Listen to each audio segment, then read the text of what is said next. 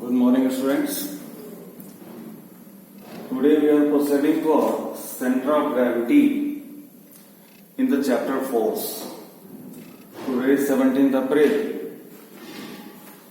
Centre of gravity जिसको हम generally D से डिनोट करते हैं, तो सेंटर ऑफ ग्रेविटी को जरा पहले समझ लीजिए. सपोज करिए कि ये कोई बॉडी है, तो कोई भी बॉडी बहुत सारे पार्टिकल्स से मिलकर बना हुआ होता है. हर पार्टिकल्स का अपना मास होता है. हर पार्टिकल्स का जब मास होता है तो अपना वेट भी होगा.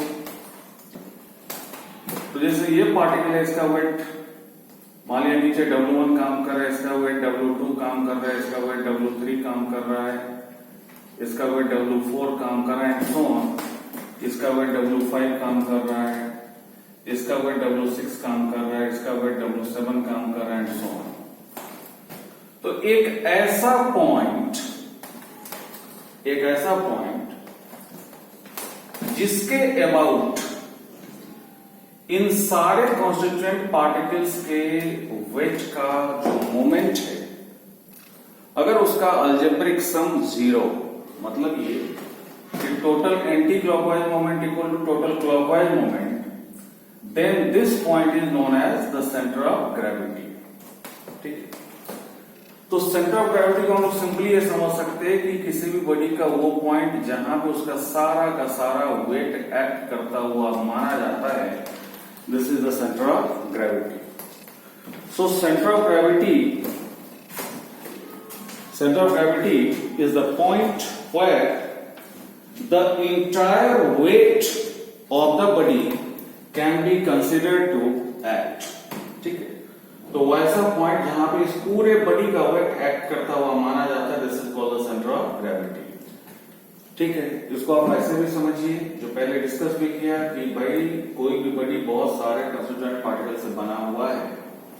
सारे पार्टिकल्स का अपना वेट काम करता है, और इस वेट का जिस पॉइंट के अबाउट इन सारे वेट के मोमेंट्स का सम 0 हो, that is known as the centre of gravity of that body.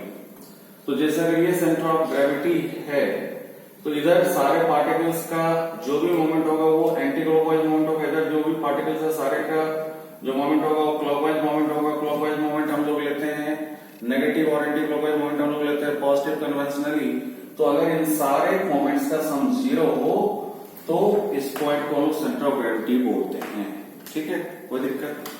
So the centre of gravity of a body is the point about which the algebraic sum of moments of weights of all the constituent particles of the body is 0. Simply the point where the entire weight of the body can be considered to act, yes, is the centre of gravity of this body. जैसे कोई rod है, तो rod का centre of gravity होता है इसका mid point. अगर कोई यूनिफॉर्म रॉड है, और यूनिफॉर्म रॉड का मतलब यूनिफॉर्म क्रॉस सेक्शन का अगर रॉड है, तो इसका जो सेंटर होगा, इसका जो मिड पॉइंट होगा, this is the centre of gravity. ठीक. जैसे सर्कुलर डिस्क, इसका जो मिड पॉइंट होगा वो इसका सेंटर होगा.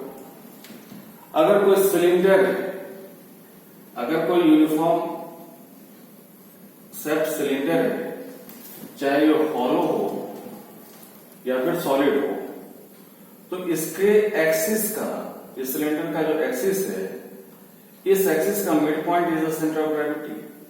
ठीक है. कोई सर्कुलर रिंग है, तो इस रिंग का जो ज्योमेट्रिकल सेंटर होगा, this is the centre of gravity. तो इन सबों में हमने देखा कि सेंटर ऑफ ग्रेविटी इस मास के विदिन था, बट यहाँ पे जो रिंग है, रिंग में मास सिर्फ इस अलोंग है, और सेंटर ऑफ ग्रेविटी यहाँ पे, ये मास के अंदर नहीं है.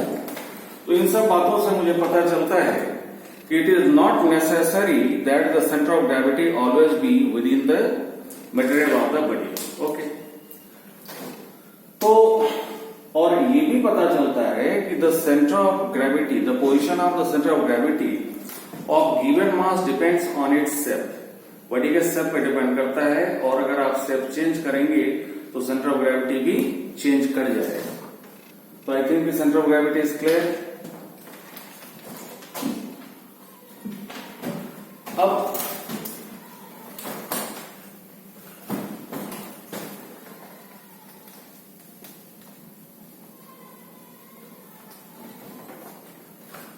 कोई भी बॉडी, जैसे ये यूनिफॉर्म रॉड है, तो यूनिफॉर्म रॉड का सेंटर ऑफ ग्रेविटी ये है. तो अगर इसको हम किसी नाइफ के एज पे अगर इसको हम बैलेंस करना चाहेंगे, जहां पे इसका सेंटर ऑफ ग्रेविटी है, तो ये बिल्कुल हॉरिजॉन्टल हो जाएगा, इक्विलिब्रियम के पोजीशन में आ जाएगा. तो कहता है ए solid body can be balanced bye supporting it. A solid body can be balanced bye supporting it at its centre of gravity. ठीक है. अब centre of gravity different bodies का अलग अलग होता है, जो थोड़ा बुक से भी और देख लीजिएगा. अभी थोड़ा बहुत एग्जांपल मैंने बताया. अब कोई अगर इरेगुलर शेप का लेमिना है, इरेगुलर शेप का कोई पीस है, जैसे मान लेते हैं कि ये कोई इरेगुलर शेप का पीस है, ये कोई इरेगुलर शेप का पीस है. अगर इसका सेंटर ऑफ ग्रेविटी निकालना तो हमें क्या करना है कि 3-4 इसमें छेद कर दीजिए. 1 छेद किया, 2 छेद किया, 3 छेद किया, ये 4 छेद किया, 3-4 छेद कर दीजिए. और दीवार में किसी सपोर्ट के सहारे, सिंपली एक नेल के सहारे इसको हम ऐसे लटका देंगे. और इसमें एक धागा के सहारे एक वेट को लटकाएंगे. तो वो धागा मान लेते हैं कि अगर इस अलाउंड में है, वो लाइन ड्रॉ कर लेंगे. फिर आप यहां पे इसको लाइए, दूसरे पॉइंट के पास लाइए. फिर यहां पे उस लोड वाले धागे को लटकाएंगे. अगर ये ऐसे आ रहा है, फिर आप यहां पे लाइए.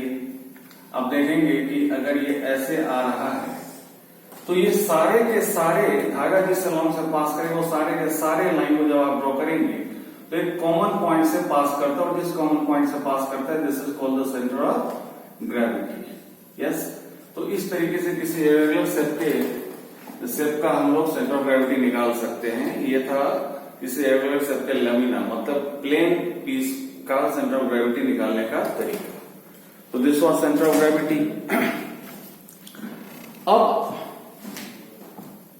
बारी आती है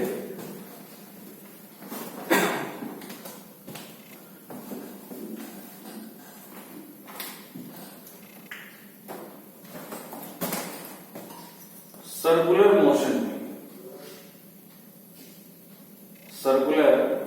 में. तो सर्कुलर मोशन में कि कोई भी बॉडी अगर एक सर्कुलर पाथ के अलाउंग, अगर ये कोई सर्कुलर पाथ है, अगर इसके अलाउंग कोई भी बॉडी अगर मूव कर रहा है, तो the motion of this body is known as circular motion. So the motion of a body along a circular path is known as the circular motion. इस सर्कुलर मोशन में ध्यान ये रखना है कि at any point the direction of motion is in the tangential direction. यहां पे इसका मोशन का डायरेक्शन ये होगा. अगर यही बॉडी यहां पे आया तो इसका डायरेक्शन ऑफ मोशन ये होगा. अगर यही बॉडी यहां पे आया तो डायरेक्शन ऑफ मोशन ये होगा. अगर यही बॉडी यहां पे आया तो इसका डायरेक्शन ऑफ मोशन ये होगा. तो when a body is moving on a circular path, its motion is known as circular motion, and during circular motion the direction of motion continuously changes. At any instant of time, at any point on the circular path, the direction of motion at that point is in the tangential direction. उस point पे tangent draw कर लेंगे. tangent का जो direction होगा वही direction of motion होगा. Getting? अब इसी में यूनिफॉर्म सर्कुलर मोशन है. तो यूनिफॉर्म सर्कुलर मोशन का मतलब ये हो गया, अगर ये बॉडी इस सर्कुलर पाथ पे घूम रहा है तो जाहिर सी बात है कि ये लीनियर डिस्टेंस भी कवर कर रहा है. लीनियर डिस्टेंस भी कवर कर रहा है तो लीनियर कुछ स्पीड भी होगा. तो अगर कोई भी बॉडी किसी सर्कुलर पाथ पे uniform speed, I am talking uniform speed, not uniform velocity, अगर कोई बॉडी किसी सर्कुलर पाथ पे यूनिफॉर्म स्पीड के साथ मूव कर रहा है, then the motion of that body is uniform circular motion. So when a body moves on a circular path with uniform speed लिखिए चाहे यूनिफॉर्म लीनियर स्पीड लिखिए, बात सेम है. Uniform speed on a circular path and its motion is taken as the uniform circular motion. अब आप देखिए कि इस यूनिफॉर्म सर्कुलर मोशन में स्पीड तो कांस्टेंट है, बट इसका डायरेक्शन हर हमेशा चेंज होता रहता है. तो जाहिर सी बात है कि अगर डायरेक्शन चेंज होगा तो वेलोसिटी चेंज होगा, और ज्यों ही वेलोसिटी चेंज होगा, कहीं भी अगर वेलोसिटी चेंज का केस है तो that motion is accelerated motion. So keep in mind always कि the uniform circular motion is an accelerated motion. Uniform circular motion is an accelerated motion because its speed remains the same but the direction always changes, and due to the changing direction the velocity of the body changes continuously, and due to change in velocity the motion is accelerated. Am I clear? अब uniform linear speed जो था, तो uniform linear speed में अगर कोई बड़ी uniform speed से किसी स्ट्रेट लाइन पाथ पे, मतलब सिंपली अगर यूनिफॉर्म वेलोसिटी से मूव करते हैं तो that is called the uniform linear motion. तो uniform linear motion non accelerated motion है. Uniform linear motion is a non accelerated motion, but uniform circular motion is an accelerated motion. ठीक है. अब इस सर्कुलर मोशन में कुछ topic हम लोग पढ़ते हैं जो बियॉन्ड आवर सिलेबस है, लेकिन जानकारी रखना चाहिए. छोटी छोटी बातें हैं, हो सकता है हमारे सिलेबस में काम ना आवे, लेकिन किसी भी कॉम्पिटिटिव एग्जामिनेशन में ये काम आवे. तो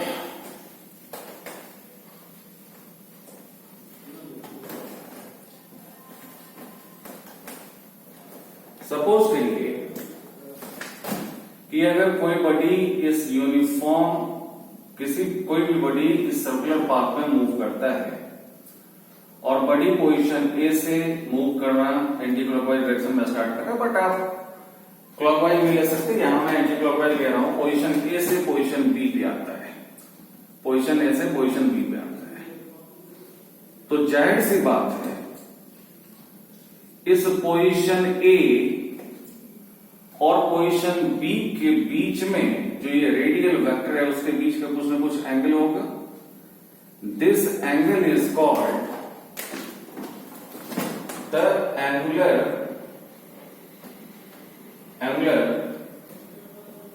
डिस्प्लेसमेंट, जिसको हम लोग थीटा से डिनोट करते हैं. Angular displacement which is denoted by theta.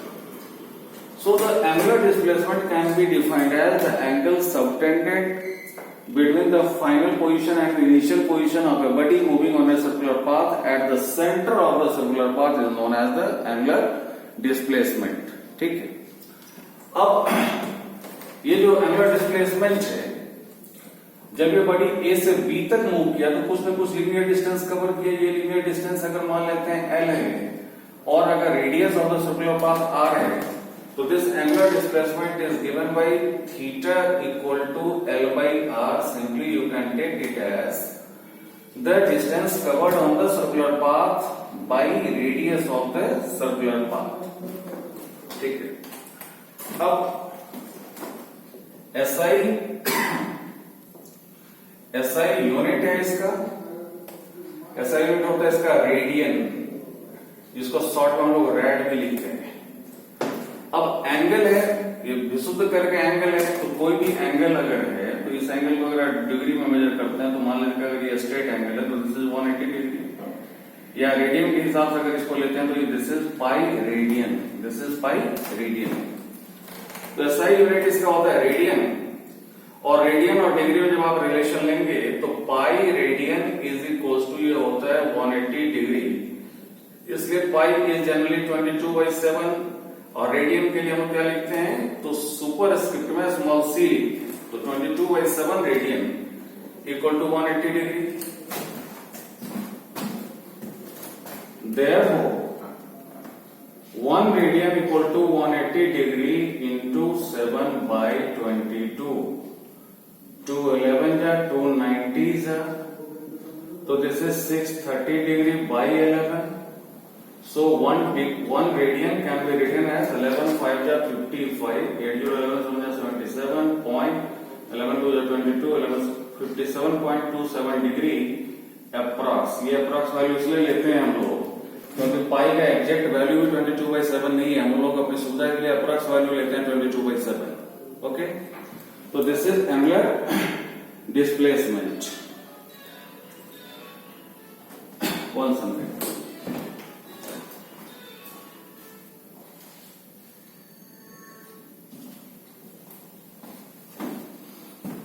फिर अब आप देखिए,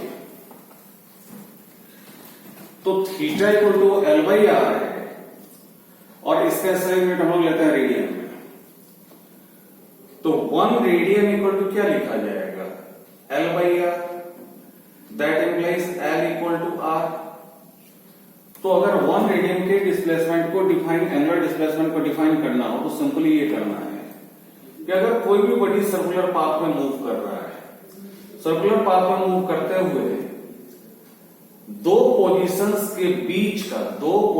के बीच का लीनियर डिस्टेंस अगर रेडियस ऑफ सर्कुलर पाथ के बराबर हो जाए, मतलब ये डिस्टेंस और ये रेडियस अगर बराबर हो जाए, then the angular displacement made between this two positions is taken as 1 radian.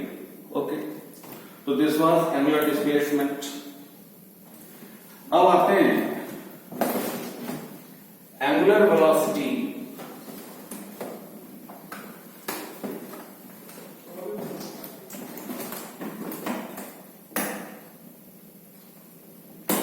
Angular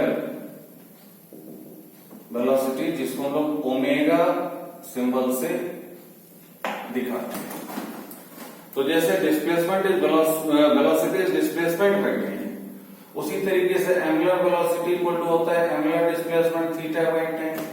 तो simply angular velocity can be defined as the rate of angular displacement या simply the angular displacement made by a body for unit time is known as angular velocity. तो omega equal to θ/t मतलब angular velocity equal to angular displacement by time. और जब आप इसके SI unit की बात करेंगे तो ये हो जाएगा रेडियन बाई सेकेंड, जिसको शॉर्ट में हम लोग लिख सकते हैं रैड पर सेकेंड। ओके, अब आप देखिए, अगर ये बॉडी यूनिफॉर्म सर्कुलर मोशन में है और इसका स्पीड अगर v है, ठीक, तो आपने क्या पढ़ा? आपने पढ़ा कि भाई omega equal to θ/t, omega equal to θ/t, angular velocity equal to angular displacement by t। तो देयर वो ओमेगा इक्वल टू थीटा को मैं लिख सकता है L/R बाय t। क्यों भाई? तो थीटा इक्वल टू L/R होता है। सो आप इसको रीअरेंज करके लिख सकते हैं omega equal to L/t into 1/R। और L क्या है? L is the linear distance covered, तो distance by time is speed. So omega equal to L/t can be written as linear speed v into 1/R, या इसी से finally ये relation निकला v equal to omega r, that is linear speed equal to angular velocity into radius of circular path।